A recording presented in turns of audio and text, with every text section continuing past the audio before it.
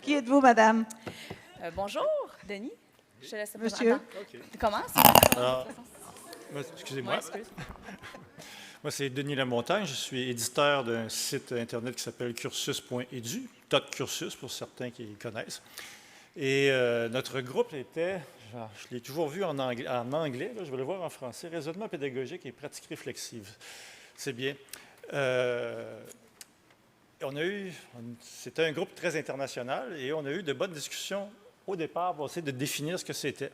Et finalement, on a trouvé qu'entre les Hollandais, les Allemands, les Français, il y avait un mot qui existait déjà pour ce truc-là, et ça s'appelait la didactique.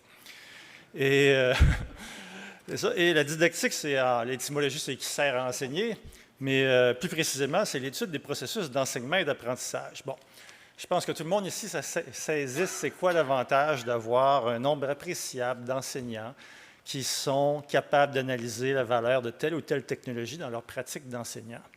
Quelques enseignants qui sont capables de faire ça sont capables de faire bouger une école, mettons, traditionnelle.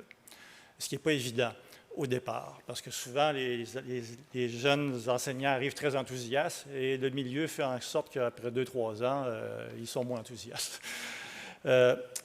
En fait, la définition de la didactique dans le sens de raisonnement pédagogique, c'est la pratique didactique est un processus continu et évolutif par lequel un enseignant développe et articule sa compréhension, autant théorique que pratique, du pourquoi il fait et il choisit de faire telle ou telle action et de comment il le fera. Bon, autrement dit, un enseignant réflexif, face à sa pratique, est en mesure de communiquer en quoi ses actions et ses choix sont pertinents et il peut les défendre et même les étendre. Bon. Il y a beaucoup de nouvelles possibilités de technologie qui arrivent et le fait d'avoir un enseignant qui est capable de dire est-ce que c'est pertinent que je l'utilise ou pas, ça a une certaine valeur dans une école parce qu'il y a beaucoup de technologies qu'on ne sait même pas qui nous sont proposées. Là. Il n'y a personne, il n'y a même pas de chercheurs qui se sont planchés réellement dessus. Alors d'avoir des enseignants qui sont capables non seulement de considérer ça pour eux-mêmes, mais d'en discuter avec d'autres, ça donne un sacré avantage pour être capable d'initier des changements. Ça fait 20 ans qu'on essaie d'introduire les technologies au Québec et encore souvent, on voit une utilisation, mais vraiment superficielle des technologies. Parce que précisément, cette réflexion-là n'est pas portée et pas discutée par suffisamment d'enseignants. Alors, et c'est ça, tirer le meilleur parti des technologies, c'est aussi savoir s'en servir et savoir aussi quand ne pas s'en servir. Alors, oui, le dernier point qui s'est discuté là-dedans, c'est que la pratique didactique ne s'attarde pas seulement au contenu, aux connaissances, mais aussi aux attitudes, croyances et dispositions, autant des enseignants que des élèves.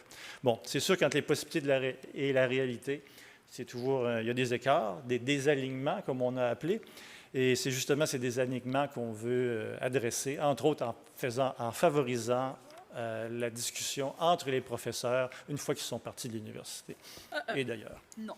Pendant aussi. Pendant aussi, évidemment, on commence par là. Il y avait le volet, parce que Denis s'est intéressé au volet didactique. Ceux qui me connaissent, moi, je m'intéressais moins à ce volet-là, mais plus au volet référentiel de base pour l'enseignement à l'ère numérique, mais particulièrement sur le volet pratique réflexive.